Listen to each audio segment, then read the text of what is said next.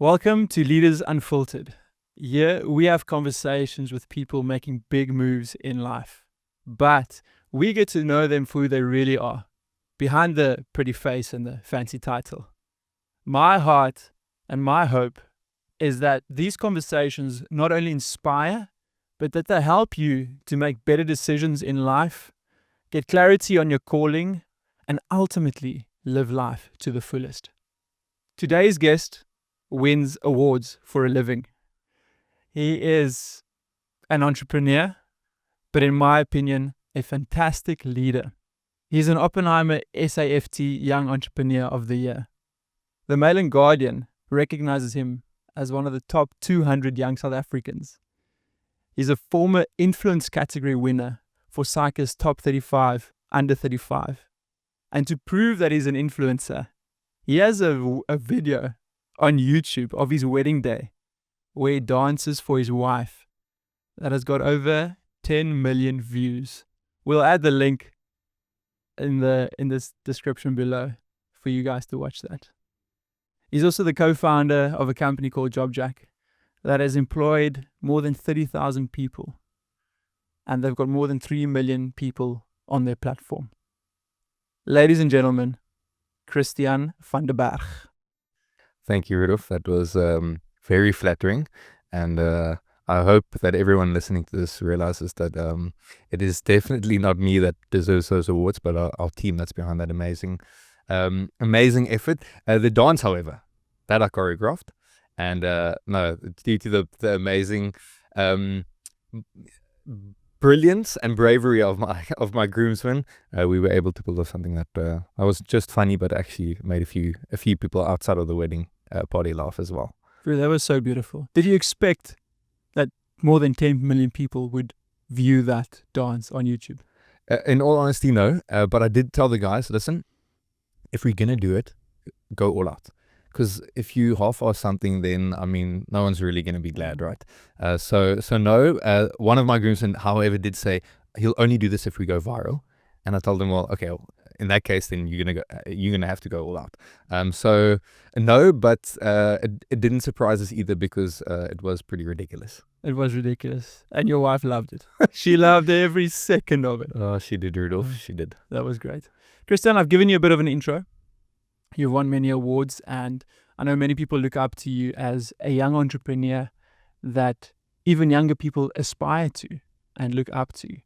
But as you've just mentioned, you don't take credit for yourself. You always give it to your team or to someone else. And I love that humility in you. It's just so evident in everything you do.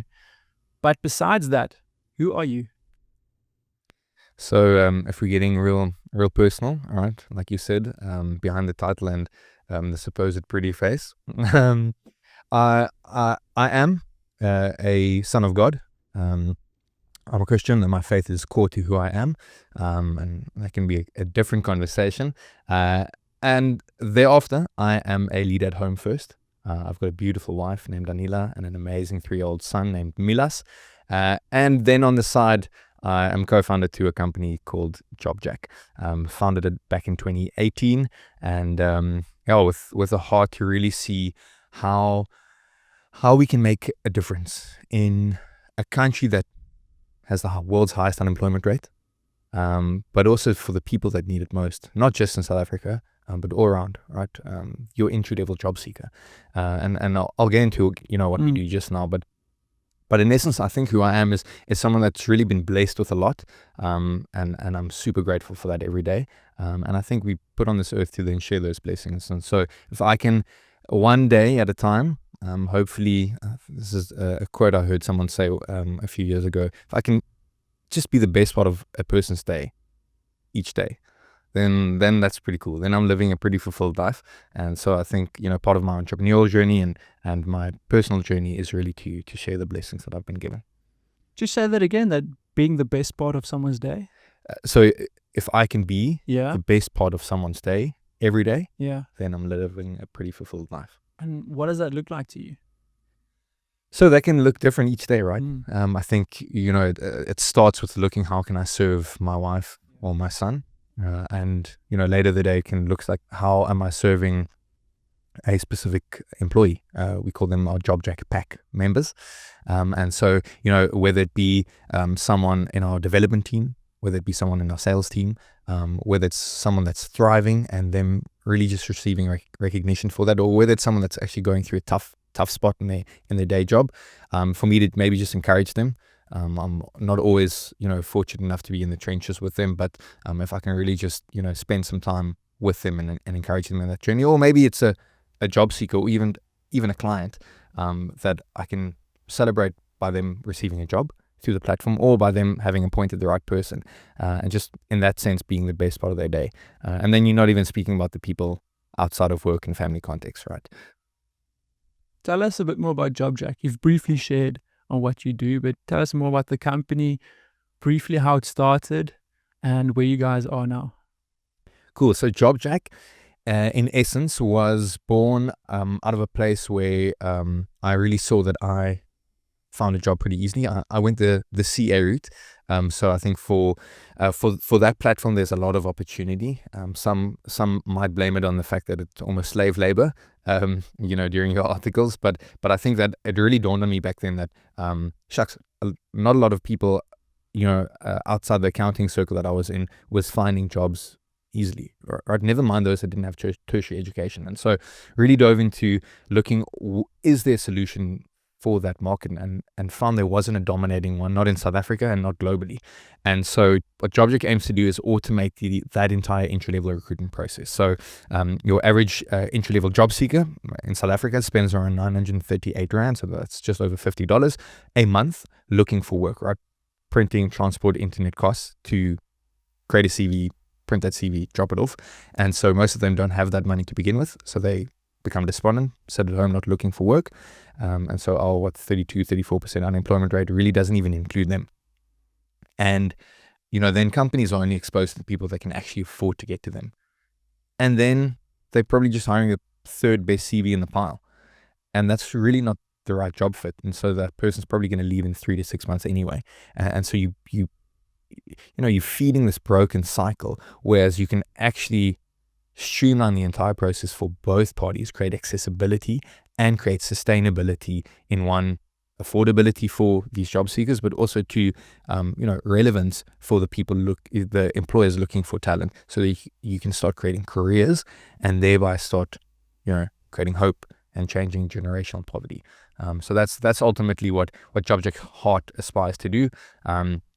And what that looks like, in essence, is we've created a web app whereby job seekers can sign up, create a online CV, and then apply it to jobs around them. And employers, instead of having to look through 1,000 applications, look at the top 10 that have marked, all the criteria. They live in the correct area. They have matric. They have some previous work experience. They fit the EE bill. And ultimately, what we've then created as well to really start identifying who's job fit is psychometric assessments built for this market, because those that exist in society are either Americanized or Europeanized and unaffordable and not built for this market. And so how do we really get to someone's inclination or the predictive validity of if someone's going to fit in a specific job or not? So think LinkedIn meets Tinder for entry level. It excites me so much because you're solving such a massive problem in South Africa. And to see people I encounter almost every day, if I ever go to a Woolies or whatever the shop may be, and I have a conversation with someone, I always mention JobJack. I was like, oh, do you know JobJack? And they're like, yeah, they know JobJack. They love JobJack. They got this job through JobJack. And it's just so encouraging. And I know it's only the tip of the iceberg, and there's so much more to come for you and for JobJack. So most young entrepreneurs or aspiring entrepreneurs, so early 20s, will look to you as a 31-year-old business owner and say, wow, I want to be there when I'm 30, when I'm 31. And I know you're not going to think that of yourself, but that is true. What have you done to get to where you are today? Sure. So I think, a few things come to mind. One, and I think I'm super privileged for it, is I really have surrounded myself with amazing people. Right? There's counsel, there's wisdom in the counsel of many. And so whether it be mentors, really seeking advice around me, and whether it be accountability in friendship groups, people that see you as more than just a CEO, a founder, people that have known you before, and just see you as someone that's been given a specific task to steward, right? That which I'm doing is not more important than the person that got a cashier job through JobJack. Same importance, just different stewardship, right? And so I think, going, into business, leading people, I think is realizing that. I think if I recall one of Dale Carnegie's quotes in How to Win Friends and Influence People, and I'm going to paraphrase this, but he says, for I consider all people my superior in some way, so that with every encounter I might learn something. And I think if we can approach each day, each business decision, each business task with that, then you're bound to move forward, right? And you're bound to actually take advice instead of just, asking it to sound cool. And then just to probably be young and dumb enough to believe I can actually do it, and to take the first step. I think that's literally the simplicity to what it's boiled down to. I love that you mentioned to take the first step, because how many people do we encounter that have this dream of being an entrepreneur, but it just stays a dream? They never get into the arena and take that first step. So would you say that's one of the most important things in your process so far, in your journey so far, is just actually taking that first step to start something? 100%. I think if I think back of my journey, so JobJack started whilst I was doing my accounting articles. I was doing my honors part-time, and I got married. So all in 1 year. And then, if that wasn't enough, let's start a side hustle. And so I think there's this idea that you need to jump in, full time. You need to have a lot of time to do something like this. But you've got so much time if you really prioritize certain tasks that you can really take a first next step.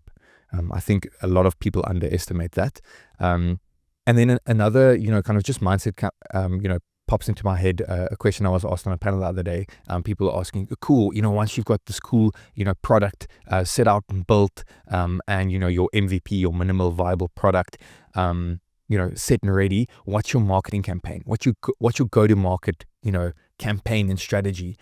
And, squinted a little. I was, what do you mean exactly? No, cool. Everything's built. Like, what's your campaign? How do you plan out your marketing campaign? I'm like, no, you pick up the phone and you phone the first 100 people on your contact list.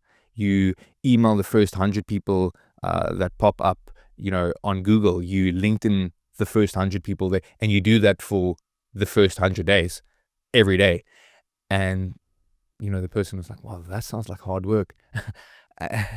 Yes, building a business is hard work, but it's that, simplistic, actually sometimes. And I think sometimes people overcomplicate what it is to just take the next step.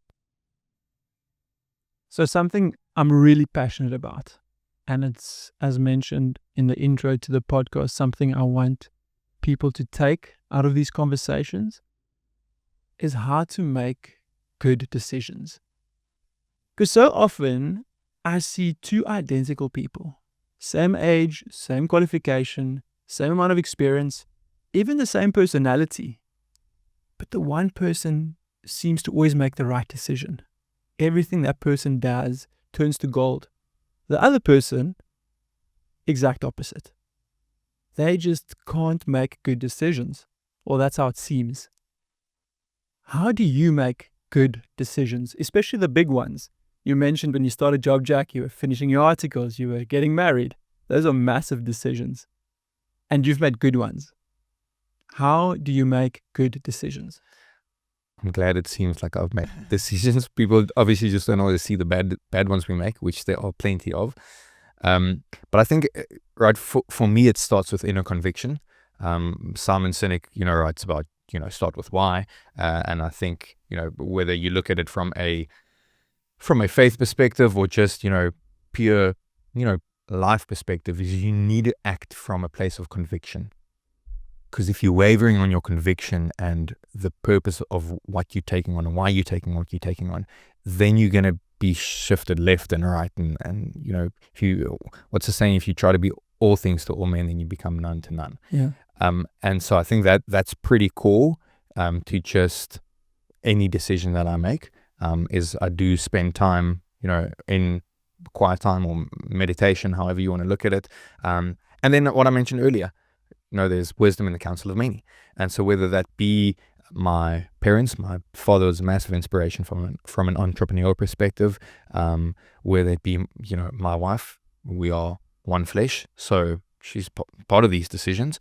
My co-founder, I'm super blessed to have a co-founder that shares the same worldview, that shares the same values, and that also shares a different opinion. So there's a lot of healthy debate in what we take on. And then between mentors and friends, I think those big decisions really come down to, are you asking just to receive confirmation in some way, or are you asking actually to receive counsel and wisdom?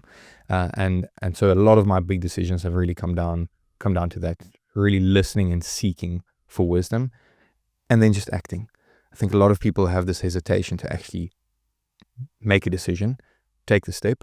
I think if you've done your homework, you've, you know, gotten your counsel, gotten your wisdom, then the next best step is to actually take that step.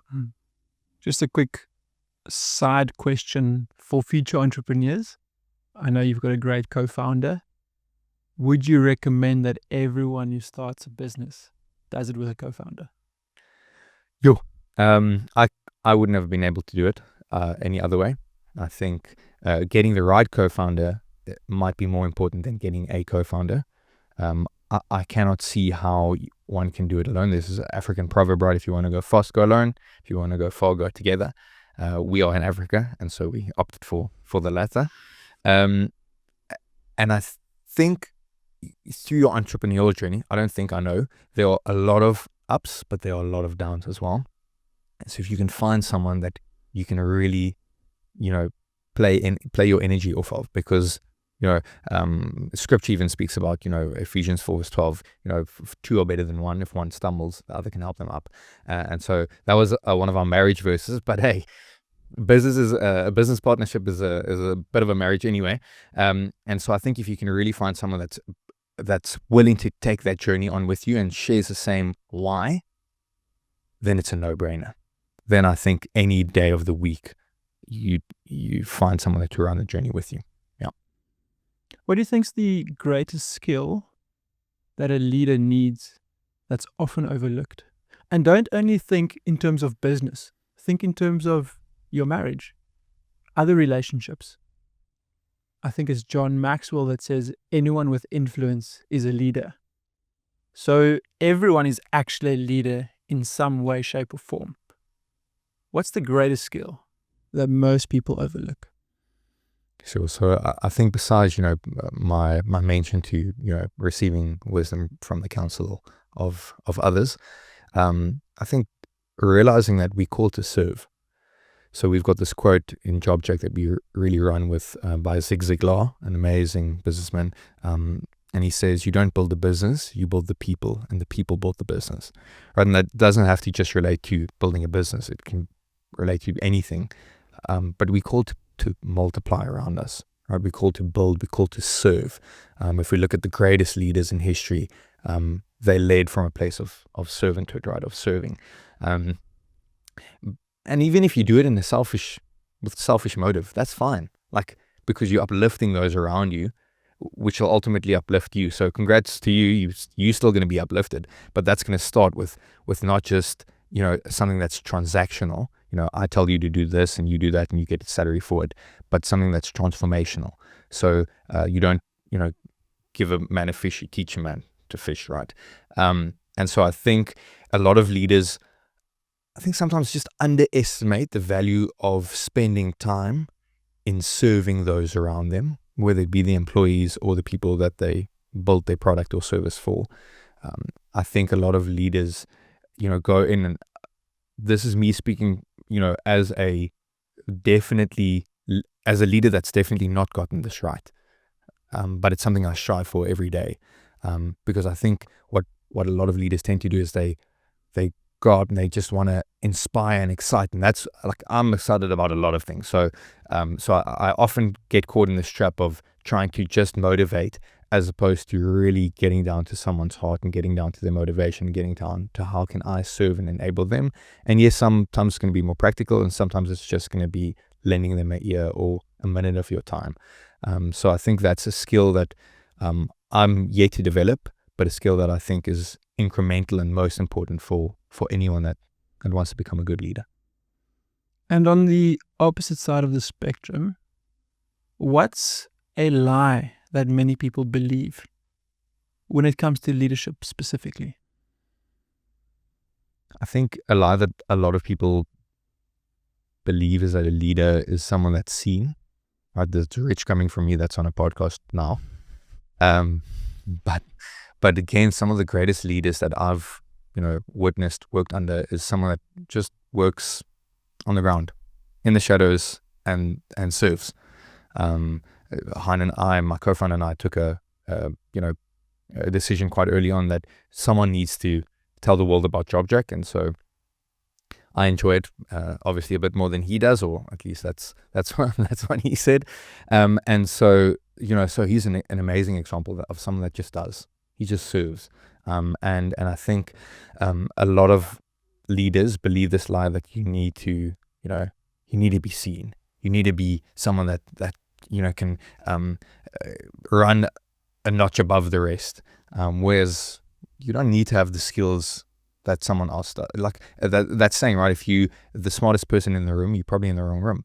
And that's, I think, something that not a lot of leaders equate to their own people around them and serving their own people around them and uplifting the people that are around them. That's so good. You've got the most amazing character, and that's what essentially makes you the leader you are today. So I want to get to know you a bit better behind the title of CEO and husband and friend and father. What's one habit that has changed your life? A habit that's really transformed my life is my quiet time. People can refer to it as meditation or solitude. But I think in a world that's super busy, super rushed, super goal orientated, and achievement driven, sitting down in a quiet place, recentering yourself to your purpose, to your higher calling. In my respect, that's my faith, that's my relationship with God, and just realizing why I've been placed on earth really puts a lot of things into perspective. If you have a good solid hour of just quieting yourself and realizing how big the world really is, then a lot of issues really become pretty small, whether it be a relational issue that you have with a partner, whether it be a business decision. I think everything is relative.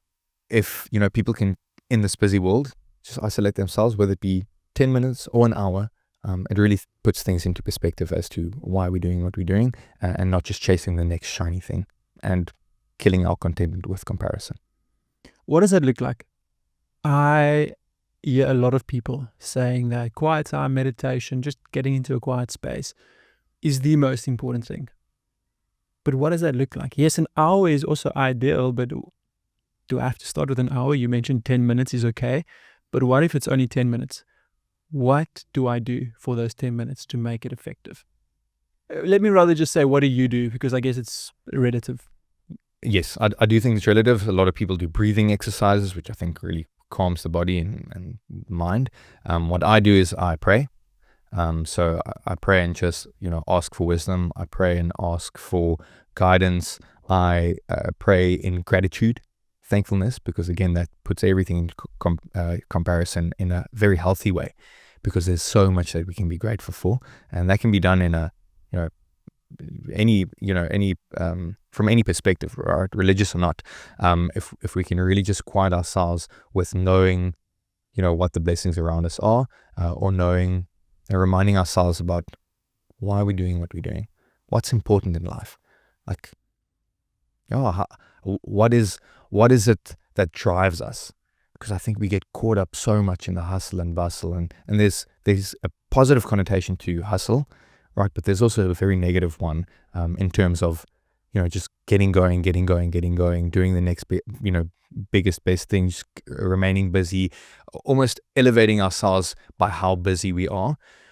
Whereas, our true success lies in being content, being able to, have a conversation and being present. And I think even, using 10 minutes to quiet down gives you the practice of actually being present in a moment. And that then reflects to business decisions, conversations with employees, conversations with clients, to really sit and listen to what they're doing, because you've taught yourself that skill, what it means to calm down and listen and focus. So I really think it's so incremental to any person taking on life in the society that we have at the moment. I love that you mentioned in the society that we have at the moment, because we live in a distracted society, and someone that can actually be present and give you their all, give you their focus, and give you their eye contact, it's rare. It's really rare.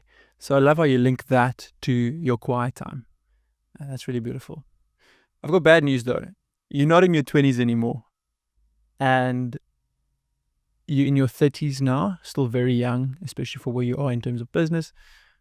But if you look back to your 20s, what is one thing that you've learned that you think everyone in the 20s should know?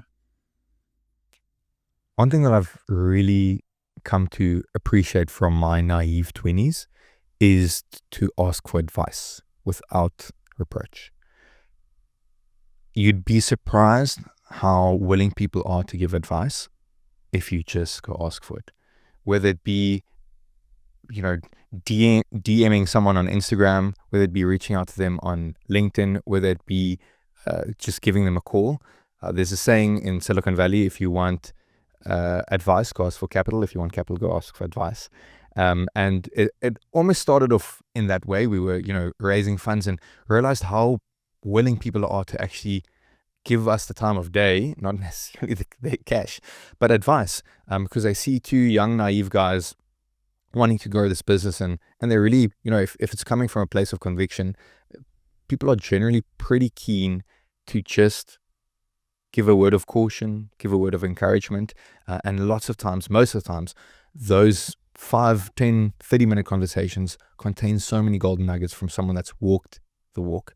And so if I'd give advice to any entrepreneur, whether 20s or 30s, but especially in your 20s, whilst you're pretty young, dumb, and naive enough to believe that you can take on anything, is use that naivete to go ask.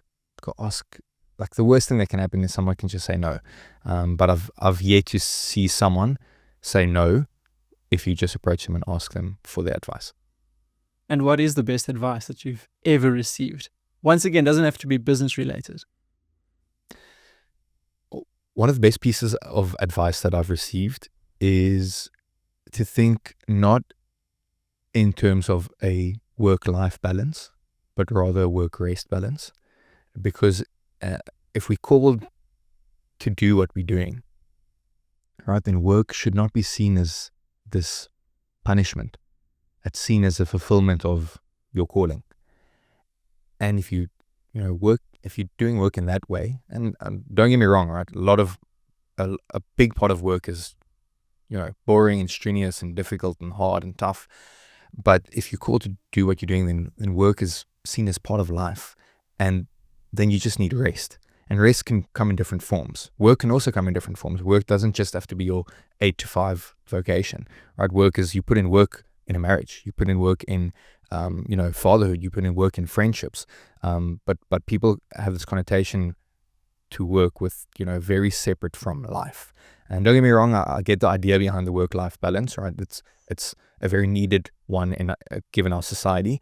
But I think if we can separate that connotation and really see work as a privilege, of just doing and serving within our day-to-day in different shapes and forms, then you can really lean into what work can be, and you can really lean into what rest can be. So shout out to Paul Kim, who gave me that advice of a work-rest balance. And what does rest look like? Because most of us understand work and we work from 9 to 5 and we've tried to figure that thing out. But rest, funnily enough, is a topic that I don't think we talk about enough and something we neglect. So what does rest look like for you and your family? So rest for me comes in different shapes and forms, given a 3-year-old toddler. But it can be anything from a bit of an activity in the outdoors. So this afternoon I'm going mountain biking a bit, which is going to be great. Doing it with one of my colleagues, which is just also gives us some time to connect, which is amazing. It can be a date night with my wife, and it could be seen as a form of work as well. But I mean that comes really easily, right? The work maybe comes into the planning behind that, but then just enjoying time together. Rest can even be me and my son Milas going to the park and just chasing each other around, kicking a soccer ball or rugby ball. Rest can be me climbing into a fictional book. It can be me literally taking an afternoon nap.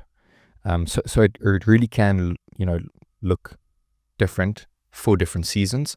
Having a child, demands you to have a different type of rest. Having a different type of job maybe demands you to have a different type of rest. And so for me, it's any one of those two, or 3 or 4. If I can have some time in solitude, some time in exercise, and some time with family, then I've rested well on a daily basis. And weekly, I know a practice that many people implement is taking 1 day off per week from work. Is that something you do? Yes, 100%. So we've got quite a set culture of not working too much after hours. Where a need arises, everyone is really willing to jump in, and different roles also demand sometimes different types of hours. But generally we really try and set the example as founders not to be working on weekends or into the evening. One, because we want to serve our family first. We call to lead at home first. And so yes, a habit that I have is really not to work over weekends. Again, if a certain scenario demands it, then everyone's willing to jump in, but it's quite a standard that I've set for my family, so that we know that's not something that we really compromise on. And even if we might, it'll only be one of the 2 days, and then we'll still have the other day to rest well. Many people say that the hard times shape them.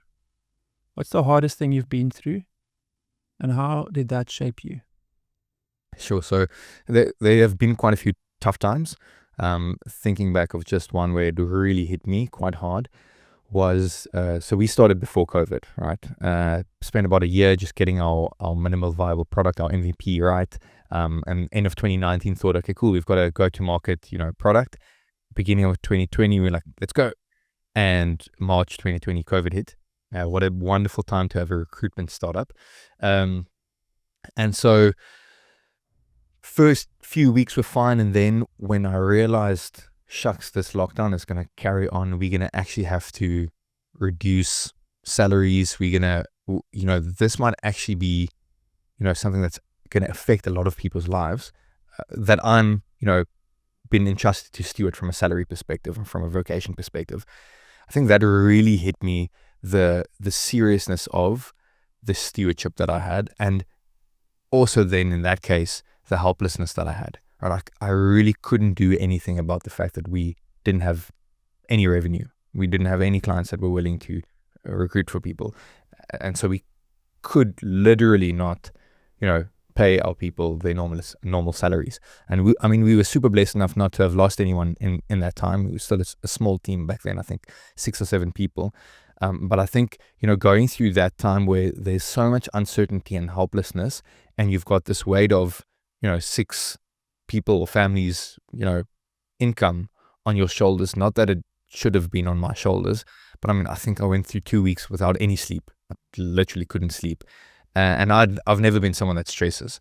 But that got me to this point where I think broke completely from a dependency on me perspective, which was horrible, but which was also amazing, because then you realize like, well, it's not up to me anyway, right? You can do as much as you want, but life's going to happen, things are going to change, and a reliance, needs to be on something bigger than just your own strength.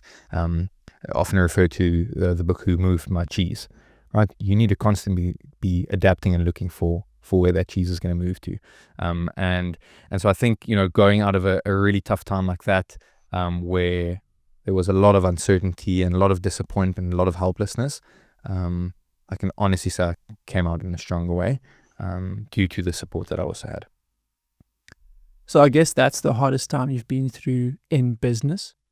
And outside of business, in a more personal capacity, what's the toughest thing you've been through? Sure. So it's difficult, right? Because things that are seen as tough for some are seen as, just a hurdle for others. A situation that comes to mind in my first year of varsity, I was in a big quad bike accident, where I basically lost my lower right leg. Didn't though, because just through God's grace, they were able to somehow mesh it back together. So without getting too graphic, you have a tibia and fibula in your lower legs. Mine weren't. They were no more, and so they literally had to put a frame around my lower leg and rebuild the bone for the next 12 months thereafter, with this cage around my leg, basically just regrowing leg for purposes for a few months. They were still going to have to amputate it almost every day. They warned me that, okay, next week we'll probably have to amputate, and was in the hospital for a month and in a wheelchair for 2 months. In my first year in varsity, right? Like that's kind of some of your glory days. But I think what that showed me was you can still have so much fun, whatever your circumstance. I remember I stayed on the 3rd floor of our res, and my wheelchair would be at the bottom. I would go up with my crutches, and I came down and my wheelchair would be gone. Or I'd just go to the bathroom, my wheelchair would be gone, and they'd be racing around with my wheelchair. And so I'd just sit there and again have some time to meditate. And so I think really, I don't know, tough times. What's the saying? Tough times never last. We've got this friend, that always takes that out of proportion. But it's true. It's true. I think if you can get to that perspective, or at least surround yourself with people that remind you of that. And I think that's where I've been super fortunate. That's why you asking me this question, not a lot of tough times come to mind. Yes, this year has even been full of a lot of trials. We're growing a lot as a company, and with a lot of growth comes a lot of growth pains. So it's been a super tough year as well, in that sense. But it's a different hardship. It's hardship if you look at it from a business perspective, and other times there's been slightly more hardships, from a family perspective, and that was something from a physical perspective as well. But I think if you can see those opportunities as opportunities to grow, then you just make it lekker. You just enjoy life for what it is, because it can be gone tomorrow anyway. It just sounds like a perspective thing. If I think of being in a wheelchair for my first year at varsity, that's terrible. From an outsider's point of view, that's like many people's worst nightmare, because you've got this idea of what first year at varsity is going to be like, and now you can't have that because you're in a wheelchair and you almost lost your leg. Would you say that, as you've mentioned a few times now, your faith and your people around you have created that perspective for you to still enjoy it, still have fun, and realize, man, I'm still blessed and privileged, even though I'm in a wheelchair, even though I'm going through tough times in maybe in my marriage or maybe in business? Definitely. I think without a doubt, right, there's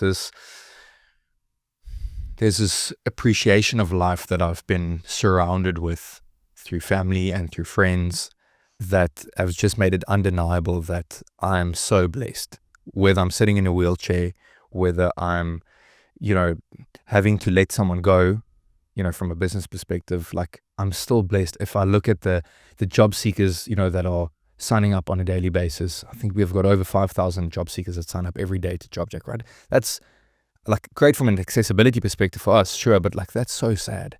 And if you look at some of their circumstances, like, it's ridiculous. Like, I can't complain about a thing. And I think, you know, if we can surround yourself with people that are unashamedly going to remind you of that, and you have something bigger than just yourself. I think so my co-founder and I are pretty open about our faith in our business, but not in a way that forces it on anyone. But I think the appreciation has come for the fact that we are doing this for something bigger than just us. You know, this is not about us. We're just super privileged enough to be in the driver's seat. And I think if you've got those two perspectives, right, of gratitude and just something bigger, then like there's not a lot that I think can steer you or deter you. And besides, I think something my co-founder and I always ask each other, can we go to jail or will we die? No. Okay, well then we might as well give it a try. That's perspective right there. I want to ask you a few quick fire questions. Just say whatever comes to mind.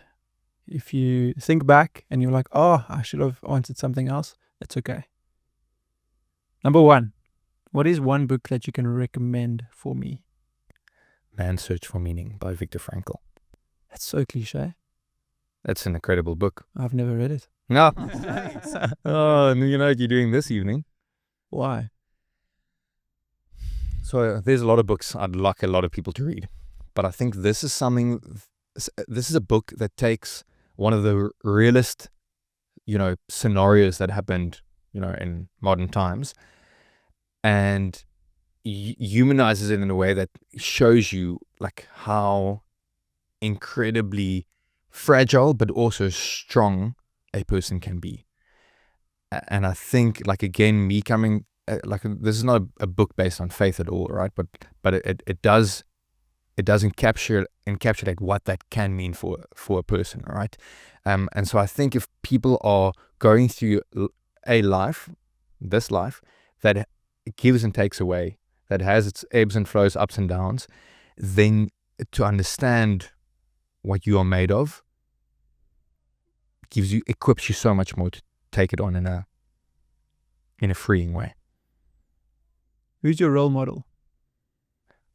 Besides my dad, my friends. I've got an amazing group of friends. We've ventured together for over 11 years.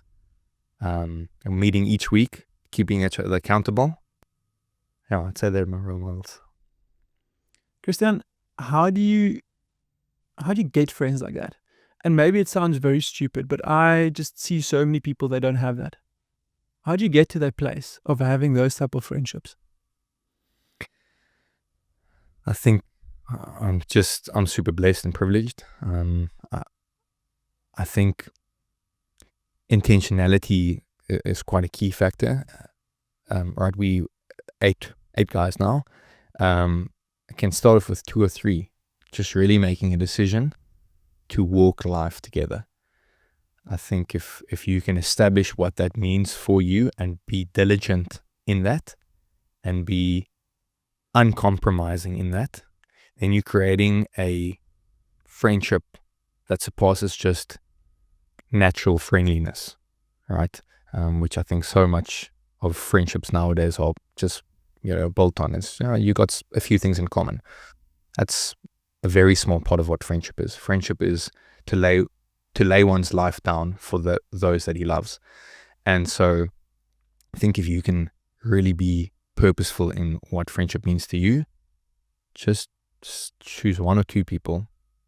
It'll grow from there, or it doesn't have to.